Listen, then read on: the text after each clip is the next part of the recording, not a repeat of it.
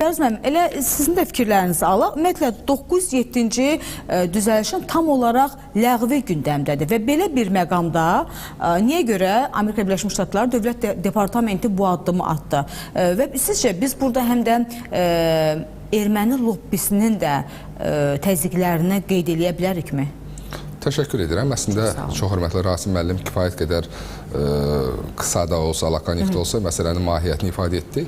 Məsələ ondan ibarətdir ki, Amerika Birləşmiş Ştatları üçün daim öz maraqları, hər bir dövlət üçün təbii ki, öz maraqları öndədir. Amerika Birləşmiş Ştatları da zaman keçdikcə Cənubi Qafqazda, xüsusən demokratlar hakimiyyətləri dövründə öz maraqlarını təmin etmək üçün adətən qaba rıçaqlar arzulayırlar və Azərbaycanla Ermənistanı müqayisə etdikdə təbii ki, Cənubi Qafqazda Azərbaycanın önəmi daha çoxdur, Azərbaycanın güc imkanları və bu bölgədə maraqları təmin etmək üçün Azərbaycanla əlaqələr çox vacibdir. Amerika Birləşmiş Ştatlarında uzun müddət, bir daha deyirəm, Soros iqtidarları, demokratlar xüsusən də, bunlar daha çox Azərbaycan üzərinə təzyiq rıçaqları qurmaqla müəyyən niyyətlərini həyata keçirmək arzusunda olurlar və 907-ci düzəliş də onların əlində rıçaq kimi daha çox davranır. Amma bilirsiniz ki, artıq yeni bir dövr başlanıb.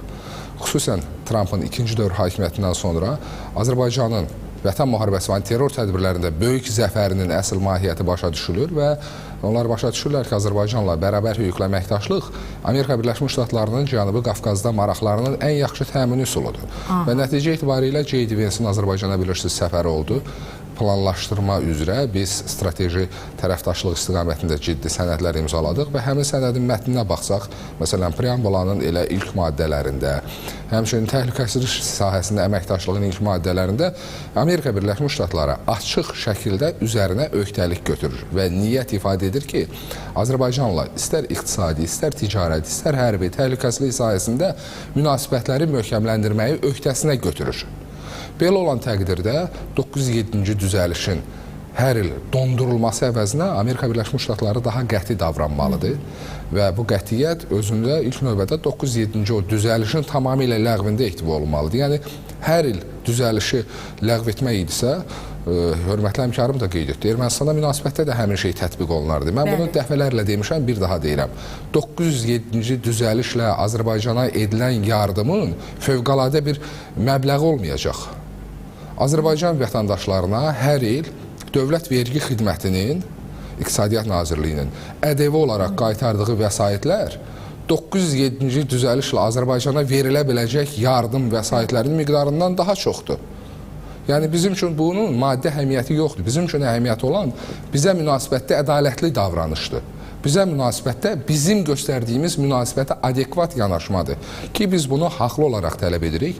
Amerika Birləşmiş Ştatlarının son dövrlər belə Qafqazda, Azərbaycana münasibətdə, o cümlədən nəqliyyat kommunikasiya xətlərinin açılmasına münasibətdə göstərdiyi davranışlar, cənab Trumpın şəxsən cənab İlham Əliyevə münasibətdə sərgilədiyi davranış bu doğrudan da yeni bir mərhələni ifadə edir. Aramızda imzalanan müqavilə, strateji tərəfdaşlıqla bağlı. Bilirsiniz ki, Joe Biden özünün hakimiyyətinin son günlərində tələm-tələsi Ermənistanla bir müqavilə imzaladı. Azərbaycanla isə belə olmadı axı. Azərbaycanla Trump hakimiyyəti 6 aylıq araşdırmalar, uzun müddətli sazişlərin hazırlanması istiqamətində qrupların fəaliyyəti, nəticə etibarilə biz təməlli bir sənəd hazırlamışıq. İndi gərək biz həmin sənədin ruhuna uyğunda davam edək. Siyasi bir meydanda və biz dövlətlərarası münasibətlərdən danışırıqsa və heç bir əsası olmayan artıq 907-ci düzəlişin biz ləğvindən danışırıqsa və indiki halda niyə görə Konqres buna həm də bir alver predmeti kimi yanaşır? Əslində, bu reallıqların əks etdirilən bir tezisdir. Həm Nümayəndələr Palatasında, həm Senatda biz dəfələrlə, elə son olaraq Senatın Xarici Əlaqələr Komissiyasının rəhbəri xatırlayırsınız, həyat yoldaşı da erməni korrupsiya faktlarına görə, xüsusən erməni iş adamları ilə korrupsiyaya bulaşdığına görə, onun barəsində cinayət təqibi başlamışdı. Menendez xatırlayırsınız. Yəni, bu ilk məsələ deyil. Lakin bəzi hallarda bu alver özü Amerika Birləşmiş Ştatlarının zaman-zaman dövlət siyasətinin çərçivəsində baş verir. Yəni, hansısa düzəlişin, bəli, burada həqiqətən də dövlətin lobbisi, Rasim müəllimin dediyi kimi, əsas rol oynayır. Dövlət nə isə istəsə, o da olacaq. Amma bəzi hallarda bu addım atılana qədər həmin addımın xüsusi qiymətə mindirilməsi üçün Bax, bu kimi əlavə müxalif yanaşmalar ortaya çıxır. Amma bir qayda olaraq əlbəttə Amerika Birləşmiş Ştatlarının nümayəndələr palatasına da, Amerika Birləşmiş Ştatlarının senatına da kifayət qədər ciddi kənar pullar yol tapır. Orada muzlu siyasətçilər kifayət qədərdir, amma həll edici mövqedə deyil və bu mənada bu eyni zamanda zaman-zaman dövlətin özünün də, Dövlət Departamentində, Pentaqonu da, elə Ağ Evin özünü də zaman-zaman məsuliyyətdən kənarlaşdırır ki, bunu senat edib, bunu daha çox səs çoxluğu ilə qəbul olunan məsələlərdir, amma bir daha deyirik, artıq o dövrlər biraz kənarda qalmalıdır. Çünki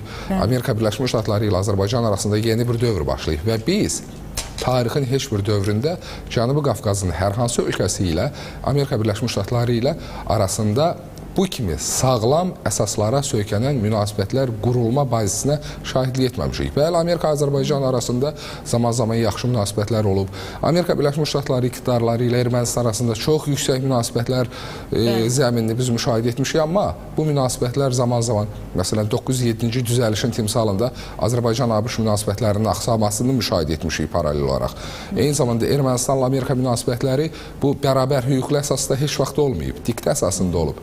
Belə olan təqdirdə biz nəhayət ki, Cənubi Qafqazda sağlam, bərabər, hüquqlu əsaslarla bir əməkdaşlıq perspektivini görürük və tarixin heç bir dövründə, söhbət 907-ci düzəliş, azadlığa dəstək aktı bütövlükdə tarixində biz 907-ci düzəlişin ləğvinə bu qədər yaxın olmamışıq. Bu qədər geniş imkanlarımız olmayıb. İndi təbii ki, söz Ağ Evdədir, söz Dövlət Departamentindədir.